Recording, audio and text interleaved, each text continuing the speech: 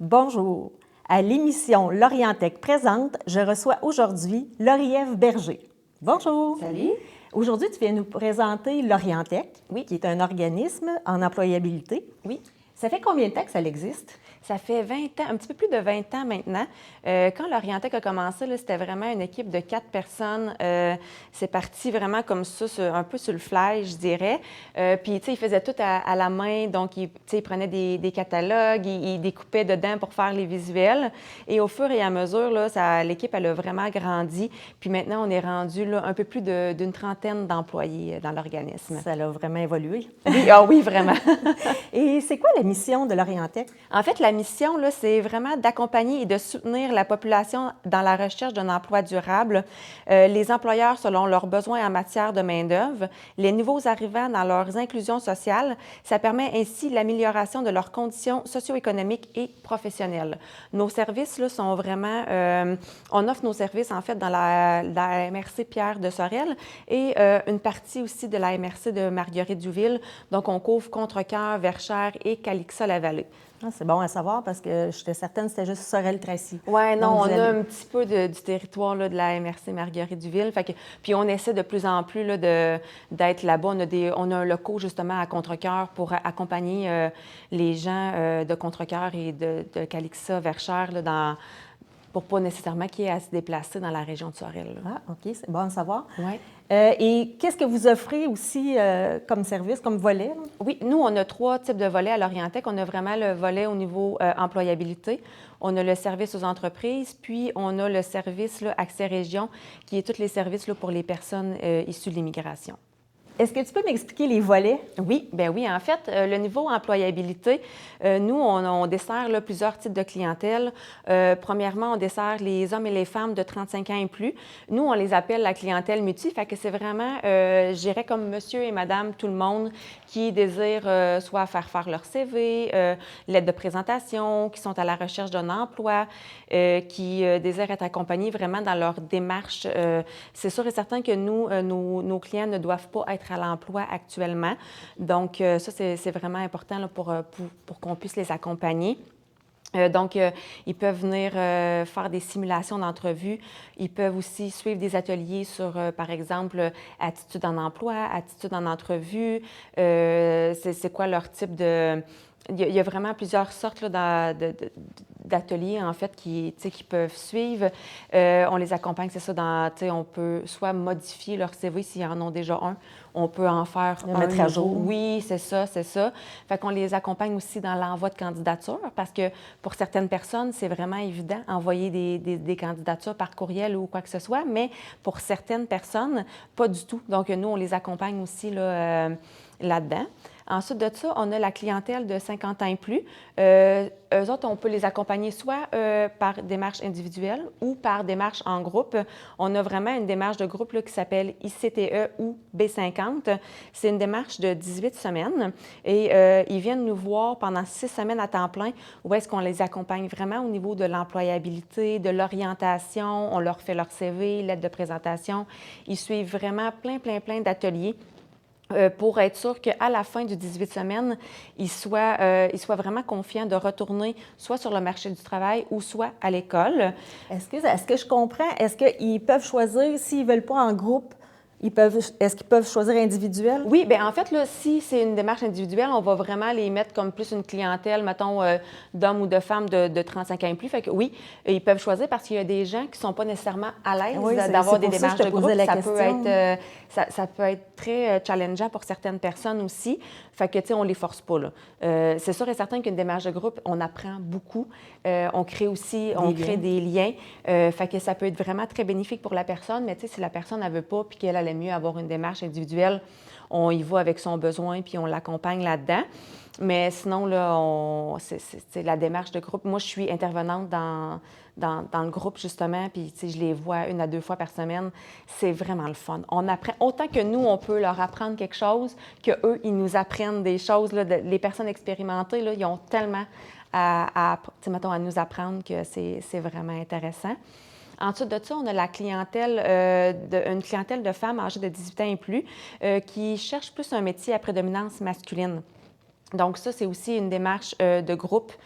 qu'on appelle Focus Carrière. Ils viennent nous voir là, 4 jours par semaine pendant 6 semaines.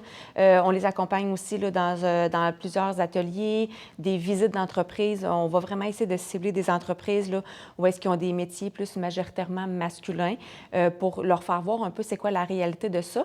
Parce que des fois, ces femmes-là, ils se posent beaucoup de questions. Ah, est-ce que c'est quelque chose qui m'intéresse? Est-ce que non? Vers quoi je veux m'en aller? Fait qu'on peut vraiment les aider là-dedans, soit à aller sur le marché du travail ou vraiment retourner à l'école. Fait qu'ils vont visiter là, le centre de service scolaire, ils vont visiter le centre Bernard Garriépi, le centre de formation professionnelle pour vraiment bien les guider dans leur recherche. Là, est-ce qu'il y en a pas mal de filles? Oui, il y en a quand même beaucoup. C'est sûr que nous, les groupes, on ne peut pas avoir des trop gros groupes parce que sinon, à un moment donné, ça fait que ça devient... on s'y perd un peu. Puis je pense qu'on n'aurait pas le temps de consacrer autant de temps à chaque personne. Fait qu'on a vraiment comme une cible de 8 environ. Mais oui, il y a quand même plusieurs filles qui sont à la recherche là, en tout cas, qui évalue. Oui, c'est ça. Puis qui évalue aussi qu'est-ce qu'ils aimeraient faire, puis c'est vraiment intéressant. J'espère un jour qu'on va être en mesure de dire que c'est plus des métiers, mettons, à prédominance masculine, puis que chaque personne est, mettons, on le voit vraiment de la même façon, autant au niveau des hommes vers un métier qui est plus féminin que les femmes vers un métier qui est plus masculin. Je pense que ça va venir. J'espère, en tout cas. Ensuite de ça, on a la clientèle judiciarisée. Donc, nous, on a des conseillères en emploi qui sont à l'établissement de détention, qui vont accompagner les personnes incarcérées vraiment dans leur processus de réintégration à l'emploi, à leur sortie là, de détention. Fait que, ils vont vraiment essayer de leur faire voir aussi une façon de se présenter aussi en entrevue pour bien les mettre en valeur, pour leur expliquer aussi, mettons, le trou dans le CV, d'expliquer aussi leur situation. Donc, ils vont vraiment là, aller cibler chaque petit point pour les aider à bien réintégrer le marché du travail parce qu'on sait que pour les personnes ayant un casier judiciaire qui ont été incarcérées, c'est difficile de réintégrer le marché du travail. De plus en plus, les employeurs sont ouverts à accueillir une clientèle judiciarisée, mais c'est encore très tabou. Puis, on sait que la réintégration passe par là, en fait, par l'emploi. Fait qu'à partir du moment où est-ce que la personne judiciarisée, elle a un emploi, on sait que sa réinsertion puis toute la réintégration, elle a plus de chances d'être réussie. On a des programmes aussi de formation là, ils peuvent suivre un programme de formation de 6 semaines pendant qu'ils sont au centre de détention. Ils vont aller chercher comme plusieurs cartes de compétences. Ils vont suivre un stage en entreprise aussi à la suite de ça. Puis il y a plusieurs entreprises qui acceptent, mettons, de recevoir ces personnes-là en stage, qui les gardent comme employés par la suite. Fait que c'est les personnes vraiment. Les personnes incarcérées, ils vont aller, mettons, ils vont sortir de détention dans la journée, ils vont aller travailler, ils vont revenir. Puis à la fin, quand ils sortent de détention, ils ont déjà un emploi, ils peuvent commencer leur, mettons, vraiment comme leur emploi, comme si de rien n'était. Fait que ça, là, ça assure vraiment une bonne réintégration. Est-ce que c'est obligatoire pour ceux qui sont incarcérés ou ils vont d'eux-mêmes? Non, ils vont vraiment d'eux-mêmes parce que si c'était obligatoire, je pense que, mettons, il y aurait une trop grosse demande.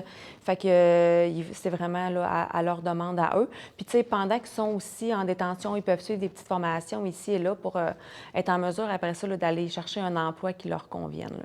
Et on accompagne aussi, en dehors du centre de détention, les personnes judiciarisées qui ne sont pas nécessairement en détention, là, mais tu sais, qui veulent faire leur CV, qui se demandent aussi comment se présenter en entrevue, comment expliquer le casier judiciaire, parce que des fois, ça peut être challengeant pour eux autres de parler de ça. Donc, de vraiment des petits trucs comme ça, on peut aussi les accompagner dans la suspension du casier judiciaire.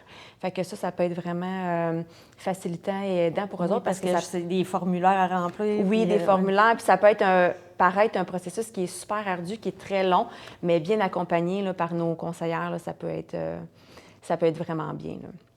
Puis maintenant, tu sais, juste comme ça, maintenant, la suspension du casier, c'est beaucoup moins difficile qu'avant. Les coûts ont beaucoup diminué aussi. Oui. Fait que ça, c'est super. Là. Les gens, ils peuvent... tu sais, avant, c'est beaucoup ce qui bloquait les gens. C'était très cher. Fait que maintenant, c'est plus accessible. Ensuite de ça, on a, ça fait vraiment le tour de notre clientèle en employabilité. Là, on a vraiment le service aux entreprises qui est mon service à moi, en fait. Là. Je suis conseillère aux entreprises. Donc, tu sais, j'accompagne les entreprises là, dans la rédaction, dans la diffusion de leurs offres d'emploi. On peut organiser aussi des activités de recrutement. Donc, les entreprises viennent nous voir à l'Orientech. Ils parlent de leur organisation, des emplois qui sont disponibles dans la région. Dans leur entreprise, en fait, nous, on essaie de mobiliser notre clientèle justement à participer à ces activités-là. Puis là, on est en train de développer là, le service aux entreprises pour aller voir qu'est-ce qu'on peut offrir aux entreprises de plus qui n'est pas offert sur le marché. Donc, on est en train là, de travailler là-dessus pour vraiment là, comme diversifier nos services. Ouais. Et est-ce qu'il y a des coûts pour l'entreprise? Non, pour l'instant, nos services sont gratuits. Fait que tout ce qu'on offre, que ce soit la diffusion, la rédaction d'offres d'emploi, c'est vraiment gratuit. Fait que les gens, ils vont sur le site, ils remplissent le formulaire. Moi, je le reçois, je le valide, je le publie. Fait que, tu sais, les activités de recrutement aussi, là, c'est gratuit. Puis même, on organise des fois des foires à l'emploi. Fait que moi, je contacte des entreprises ou sinon, les entreprises me contactent. Puis, tu sais, ça leur permet d'avoir une belle visibilité aussi, puis de parler d'eux parce que des fois, tu sais, c'est du bouche à oreille. Fait que, tu sais, ça peut être super bien. Ils me contactent, ils me disent, hey, y a-t-il possibilité, mettons, de parler à votre clientèle qu'on a de ce type d'emploi-là? Fait que moi, en plus, mettons, de partager l'offre d'emploi sur le site Internet, mais tu sais, j'en parle à mes collègues de travail qui, eux, en parlent à leur clientèle. Fait que, mais tous ces services-là, pour le moment, là, oui, sont gratuits. Et après ça, on a le volet Accès Région. Donc, le volet Accès Région, c'est depuis 2011 que c'est en place. Puis nous, on accompagne vraiment les gens issus de l'immigration dans leur intégration, dans leur inclusion. Ici dans la région. Donc, on a vraiment le volet régionalisation où est-ce que mon collègue Oussam, lui, il va aller dans les salons de l'emploi à Montérégie, à Montréal, pour aller parler justement de la région de Sorel-Tracy, des emplois qui sont disponibles aussi dans la région. On va demander à certains employeurs là, qui sont intéressés à nous donner les offres d'emploi qu'ils ont pour le moment pour, mettons, justement les présenter aux candidats qui se présentent dans les salons de l'emploi. Puis à la suite des salons de l'emploi où est-ce qu'on va, on organise des visites exploratoires 2 fois par année. Donc, on accueille les personnes qui sont venues nous voir. Ici, on leur fait visiter la ville, on les met en contact avec les employeurs, on leur explique vraiment, tu sais, mettons, que c'est quoi les divers types d'emplois qu'il peut y avoir dans la région pour essayer là, de les accueillir puis qu'ils puissent venir s'installer dans la région. Puis à partir du moment où est-ce que les personnes issues de l'immigration sont installées dans la région, on peut les accompagner dans leur intégration. Donc, on peut les accompagner dans la recherche de logement. On peut les accompagner aussi tout ce qui est au niveau de francisation, des allocations familiales pour aller rechercher leur numéro d'assurance sociale, le numéro d'assurance maladie, numéro de permis de conduire, les accompagner aussi pour l'inscription à l'école, l'inscription aux garderies.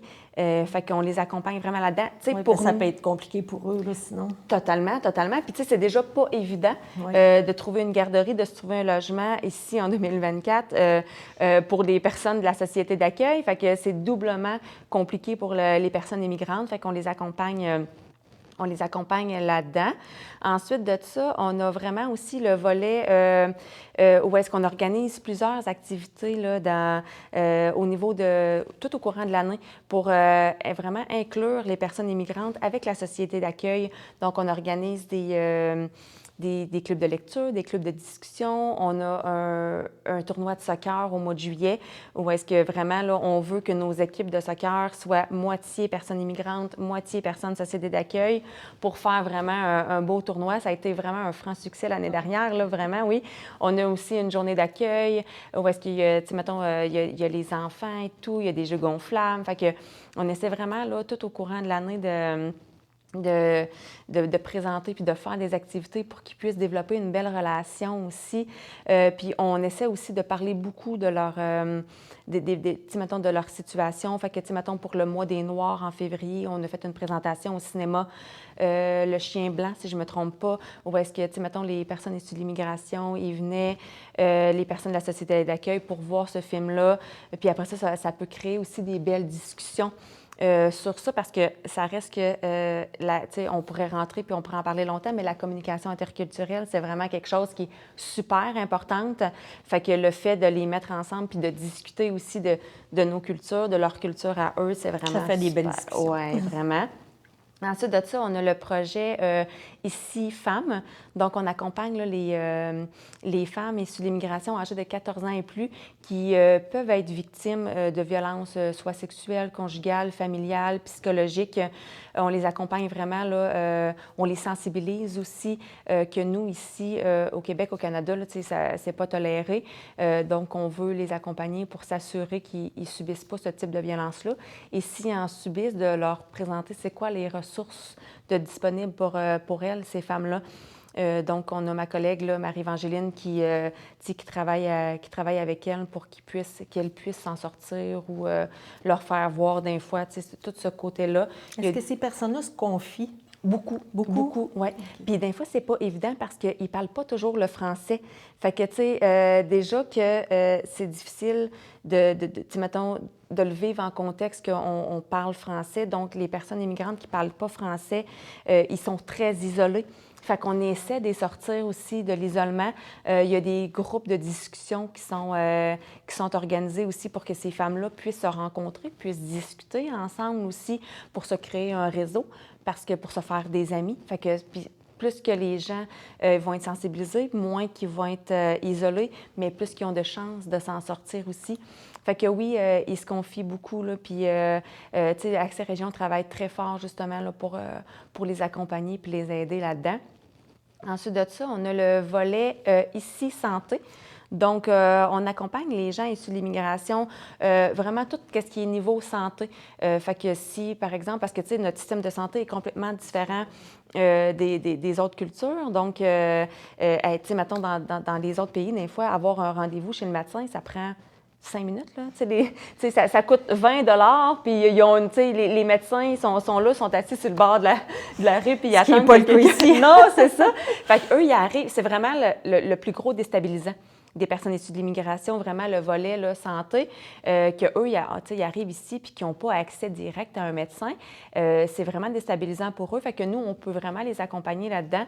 On peut les accompagner à leur premier rendez-vous médical, justement pour faire le lien entre le professionnel de la santé et les personnes issues de l'immigration. Des fois, les personnes ne parlent pas français, donc essayer là, d'utiliser les moyens qu'on a, Google Traduction et tout, pour que tout le monde puisse bien se comprendre. On peut les accompagner, par exemple, chez le dentiste ou chez l'optométriste ou vraiment leur offrir un soutien là, puis un accompagnement pour bien leur expliquer c'est quoi, nous, le système de santé ici au Québec. Et on a le dernier volet qui est exploration-emploi. Ça, c'est le volet pour des personnes de 18 ans et plus, issues de l'immigration, qui sont à la recherche d'un emploi. Parce que le système, vraiment le système de travail ici au Québec, c'est complètement différent. Fait qu'ils ne connaissent pas nécessairement tout ce qu'il y a à savoir au niveau côté travail. Fait que nous, on leur explique c'est quoi la CNESST, c'est quoi les dangers, c'est quoi, mettons vraiment toutes les façons de travailler ici. On les accompagne aussi dans leur recherche d'emploi, comment que ça fonctionne ici, l'envoi de candidature, les CV et tout. Fait qu'on les accompagne vraiment pour leur expliquer c'est quoi vraiment tout le domaine de l'employabilité ici au Québec pour s'assurer d'une belle intégration. Nos collègues ils rentrent en contact aussi avec les entreprises. Ils aident vraiment là, ces personnes-là là, à vouloir s'intégrer aussi dans les entreprises puis dans la région. Là. Vous avez beaucoup de services. Beaucoup de services, puis on essaie toujours là, d'offrir, de grandir puis d'offrir de plus en plus de services. Notre but, c'est vraiment d'accompagner chaque personne, peu importe c'est quoi leur domaine d'emploi, est-ce qu'ils ont vraiment tous les domaines. Fait qu'on on veut vraiment cibler là, tout le monde puis ne pas en oublier. Notre clientèle, c'est vraiment le cœur de l'Orientec. Nous, on est vraiment axés sur ça. Fait qu'on veut offrir des bons services. Là. Bien, Marie-Ève, c'était un plaisir. Puis on se voit dans une prochaine émission. Oui, merci beaucoup. Merci. Abonnez-vous à notre chaîne YouTube et sur notre Facebook.